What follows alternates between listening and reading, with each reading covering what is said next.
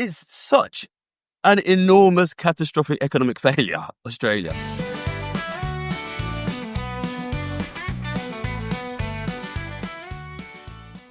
A very wealthy person, a very wealthy family, they've got their little, they call it family office that runs their sort of finances, and they will have 100 million, $1 billion, $2 billion, $5 billion of just an asset portfolio, which will involve some property, it will involve some companies, it will normally involve a huge amount of stocks and shares, a huge amount of bonds. But these people, say you have $1 billion Aussie dollars of assets, which, you know, some people do, the passive income from that is going to be something like $50 million a month. That's why they don't need jobs. $50 million a year, right? Basically, it's an enormous amount, right? So these guys are making $1 million a week passive income. If you do not do anything about these super wealthy families, imagine if you had $1 million a week passive income. This is not from your work. How much would you spend? Oh man, I'd go ham, and I'd probably buy a car, a house. But if I've already got that stuff, I'd probably go out to eat maybe $1,000, $2,000. I don't know. I can only eat so much food and buy another T-shirt, I guess. Yeah, this is the thing, right? You know, if I was making $1 million a week, I don't know if I could possibly spend £10,000 a week. I mean, I could try my best, right? But I'd do my darndest, Gary. I'd give it a good crack. Give me some. I'll give it a go. And you know, they do try, but because their passive income is so big, they basically have no option to do anything with this money other than simply buy up the rest of the assets. And if you are existing in economy, if you have like a rapidly growing economy, it kind of works because they can just go and they can take all of the growth. They can expand outwards and take all of the new stuff. But when you're in developed economies that have no space to grow into, they have no choice but to basically bid up the existing assets. They bid up the price of the housing. They outcompete ordinary families for housing, and they push the prices of things up. Then you get in a situation where ordinary families can't afford to buy stuff. Ordinary families can't afford to pay the bills. Government has to step in. And at the moment, you have this situation where government jumps in, taxes the middle class, uses that money to support the poor. The poor use that to access the assets that the rich own. The money goes to the rich. And you're just siphoning the wealth of the middle class and the wealth of the government to the rich. And I think it's super relevant from the context of Australia, because Australia is this amazing country that has this unbelievably enormous amount of assets and natural wealth. And yet it is basically increasingly being monopolized by this tiny number of families that own all of the wealth. And it's, to be honest, it's such an enormous catastrophic economic failure, Australia, that you can have this country with such an enormous amount of wealth. You can allow that wealth to be captured by a tiny number of people, and you can increasingly see broad poverty for what must be one of the richest per capita countries in all of history. It's amazing. But that is what happens if you don't protect your wealth. I was in Norway earlier. I was in Norway last month, actually.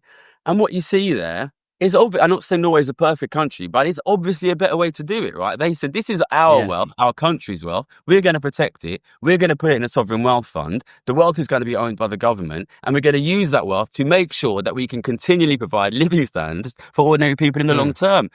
What I'm saying is, you have to protect your wealth as a nation. And Australia has such an opportunity to do that because they have so much wealth. But, you know, obviously I'm here in the UK. So you're telling me, Gary, that the Australian government giving $80 billion worth of gas to Japanese and American corporations for free, you're telling me that's a bad business deal for us? Well, this is the thing, right? Because people often ask me, you know, are you disappointed with the politicians? And the truth is I'm not, right? Because, you know, our last prime minister before this one was the son-in-law of one of the richest men in the world. He will be phenomenally wealthy. His kids will be phenomenally wealthy.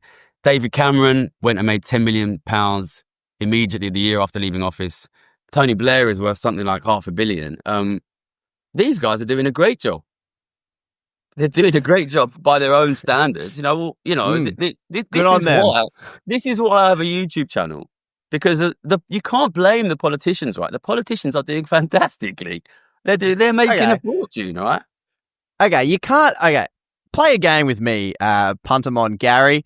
We like to play the blame game. You're saying you can't blame the politicians. I like to blame someone. I got two fingers here. I want to point them in someone's directions. Who the bloody hell do I blame for this debacle that's going on? Living standards crashing, middle class crashing, poor, all the money siphoning through assets to the rich. Who do I blame? Listen, I would love to blame the economists for not looking at it, but the truth is most of these top-level economists are rich guys as well. The people who are losing out here are the public. And I understand that in many cases, they're not being well informed. They don't understand what's happening. So you can't really blame them. Listen, if your house is on fire and you know there's no fire brigade, who puts the fucking fire out? Who gets the family out? Listen, the fact is, the people who are supposed... I think they die. I think the family dies. Well, I don't want that to happen, right? Listen, the people who stand to lose here are the public. Look, all right, Australia's a young country, right? I'm talking to you from the UK. This country was once the richest country in the world. And at the time when this country was the richest country in the world, the centre of the global economy, 3 of my grandma's siblings died of tuberculosis, right? Disease of poverty in one of the richest countries in the world. Then you look at my dad's generation. These are people who, by and large, they worked hard, but they were able to get good quality housing, healthcare, education, food. They weren't rich by any stretch of the imagination. That is what happens when the people of a country stand together and demand a fairer share of the pie. That is what happens. Listen, we can blame the politicians, we can blame the economists, we can blame the posh boys at Oxford talking nonsense. Corporations, can we blame these corporate bludgers that lobby our politicians to convince us to break our political system so that they rig the rules in their favour? I like to blame them. Can I blame them?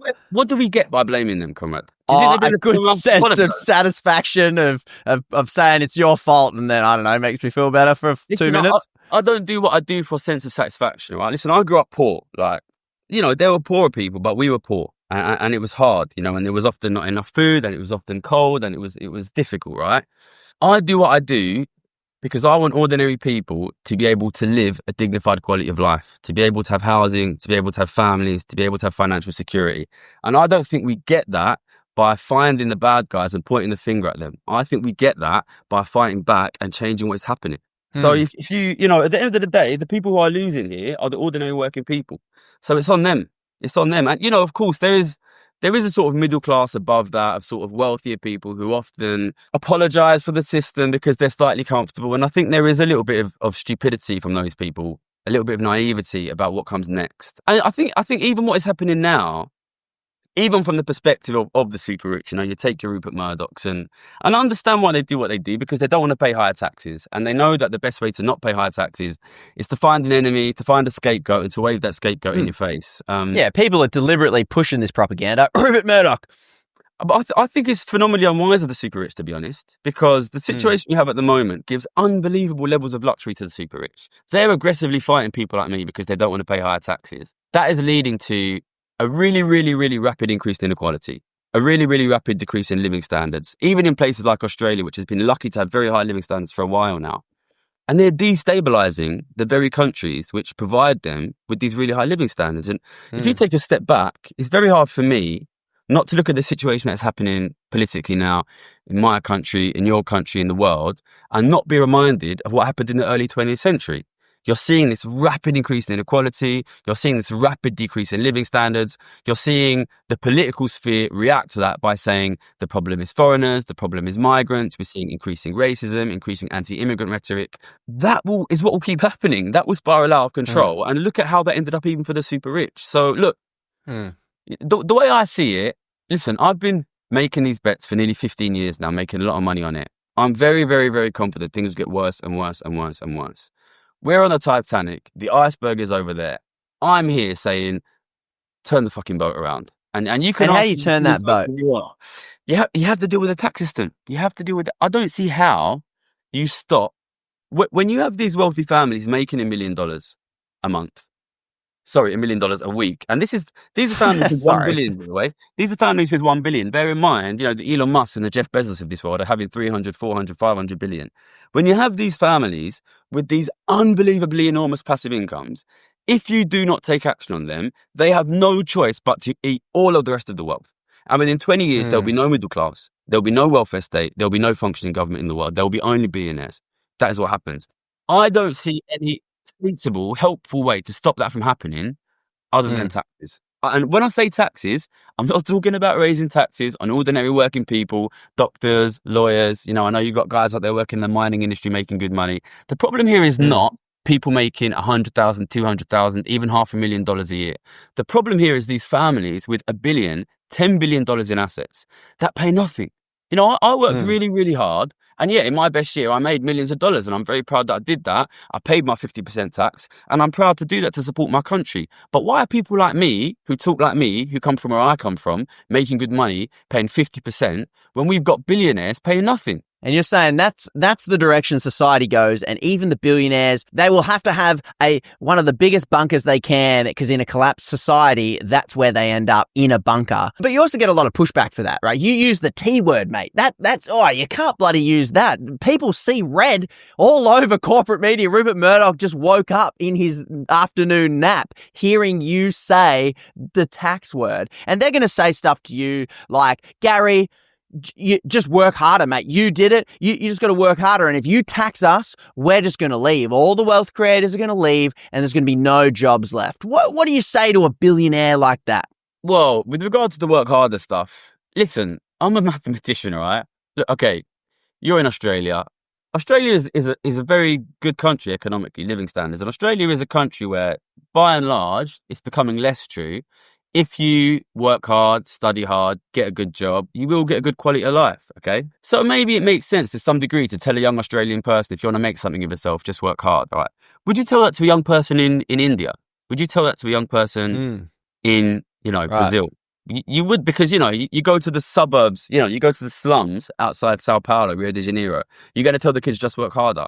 It would be obviously absurd, right? Because these people live in countries where the chances of going from being poor to being even financially secure are basically zero.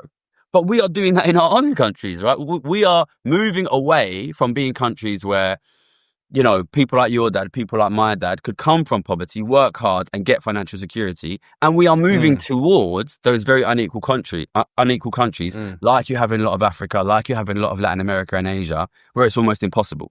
And then we turn around to these young people who live in these impossible situations and say, just work harder, just work harder. It's absurd. But really, you've got to give credit to, Rupert Murdoch and the billionaires. They know what they're doing. They're smart. Are they right if they say, we're just going to leave, we're not going to pay tax, all the wealth creators will go, all the jobs will go if you tax us? It was funny. When I was writing my book, I was reading Hard Times by Charles Dickens. Charles Dickens? You guys got him out there, yeah? He's in a library somewhere, I think. And that's written in the 1800s. And there was a bit in there where the factory owners were saying, if you tax us, we're going to throw our factories into the sea.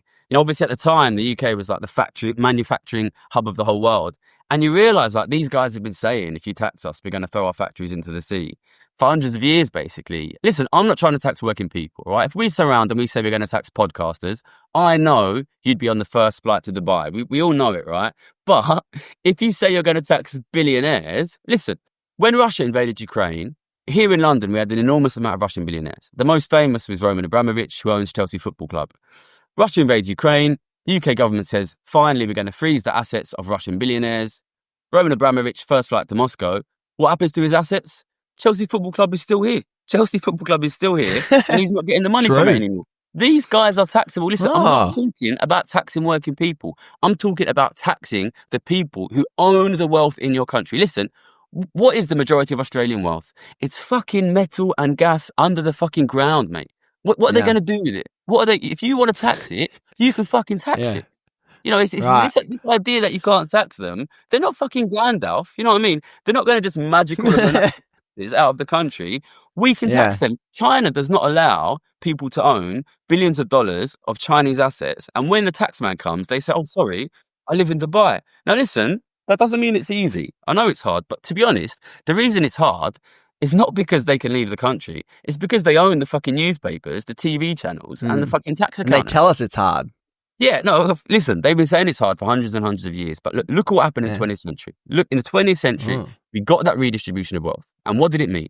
It meant that people like my dad, people like presumably your dad, could work hard, get good quality housing, get financial security, food, education, healthcare. That is what happens if you fight for a fairer share. It's possible. We did it.